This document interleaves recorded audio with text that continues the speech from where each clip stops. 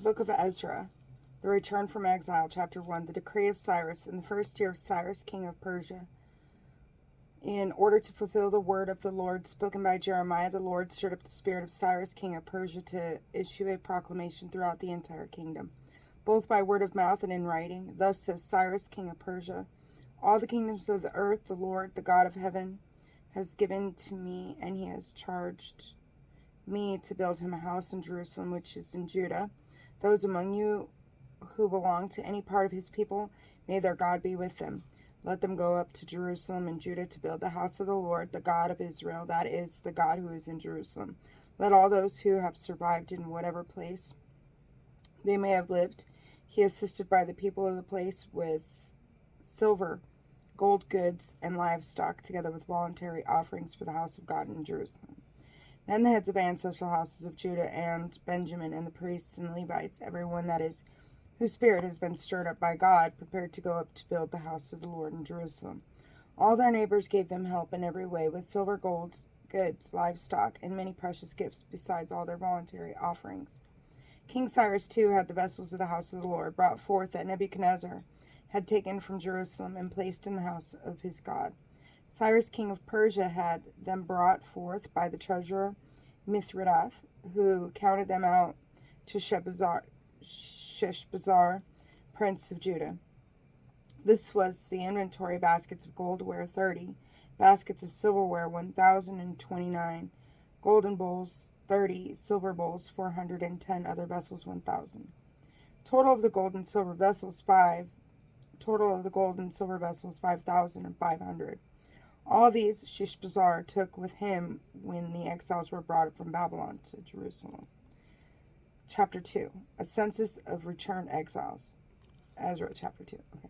These are the inhabitants of the province who returned from the captivity of the exiles, whom Nebuchadnezzar, king of Babylon, had carried away to Babylon, and who came to Jerusalem and Judah, to their various cities. Those who returned with Zerubbabel, Jeshua, Nehemiah, Sariah, Realiah, Mordecai, Bilshan, Mispar, Bigai, Rehum, and Baana. The census of the people of Israel, descendants of Parash, 2,172. Descendants of Shephatiah, 372. Descendants of Era, 775. Descendants of Pahath and Moab, who were descendants of Jeshua and Job, 2,812. Descendants of Elam, 1,254. Descendants of Zatu, 945. Descendants of Zakai, 760. The descendants of Benai, 642. Descendants of Babai, 623. The descendants of Azgad, 1,222. Descendants of Adonikam, 666. Descendants of Bigvai, 2,046. The descendants of Adin, 454. The descendants of Ader, who were descendants of Hezekiah, 98. The descendants of Batsai, 323. The descendants of Horah, 112. The descendants of Hashum, 223. The descendants of Gibeon, 95. The descendants of Bethlehem, 123. People of Netopha, 56. People of Anathoth, 128. People of Beth Asmaveth, 42. People of Kiriath Jearim, Sapphira, and Beeroth, 743. People of Ramah and Geba, 621. People of Michmas, 122. People of Bethel and Ai, 223. The descendants of Nebo, 52. The descendants of Magbish, 156. The descendants of the other Elam, 1,254. Descendants of Harim, 320. Descendants of Lod, Hadid, and Ono, 725. The descendants of Jericho, 345.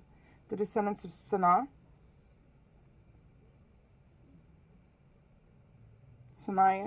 3,630. The priests, descendants of Jediah, of the house of Jeshua, 973. The descendants of Immer, 1,052. The descendants of Pashur, 1,247. The descendants of Harim, 1,017. The Levites, the descendants of Jeshua and Kadmiel, of the descendants of Hodaviah, 74. The singers, the descendants of Asaph, 128. The gatekeepers, descendants of Asaph, 128. The gatekeepers, descendants of Shallum, descendants of Ader, descendants of Talmon, descendants of Akub, descendants of Hatita, the descendants of Shobai, 139 in all.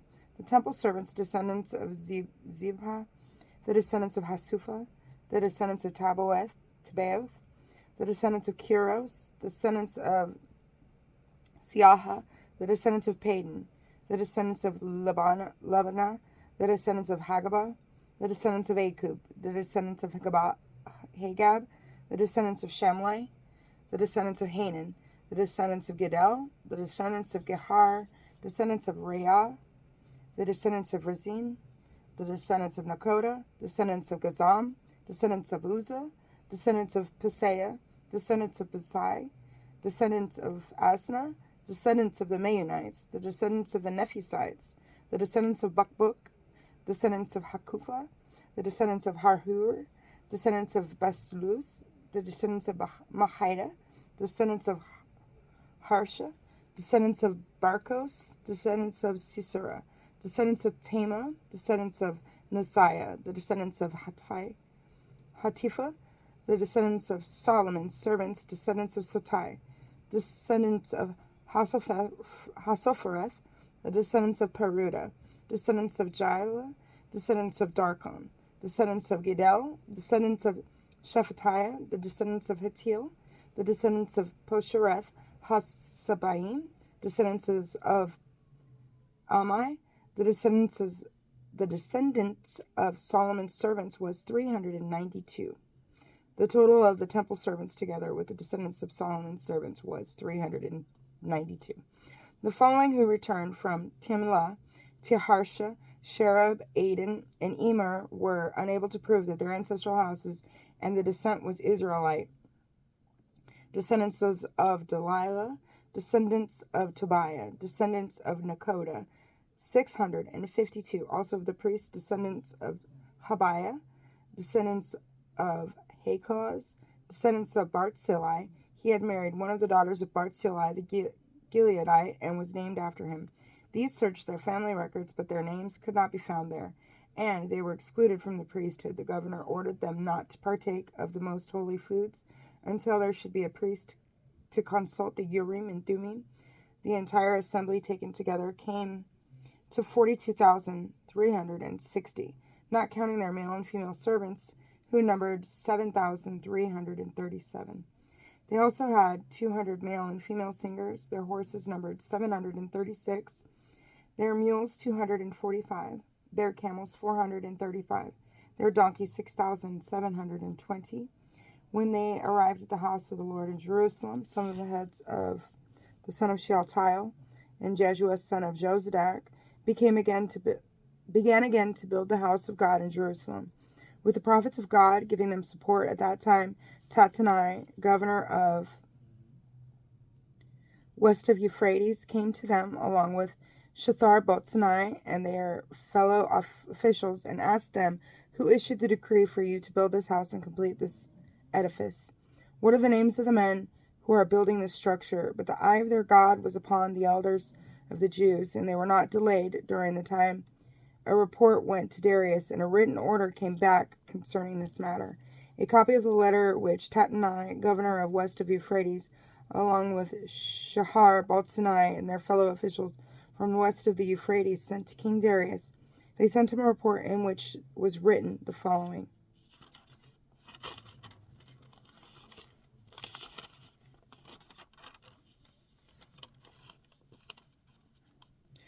To King Darius, all good wishes, let it be known to the king that we have visited the province of Judah and the house of the great God. It is being rebuilt of cut stone, and the walls are being reinforced with timber.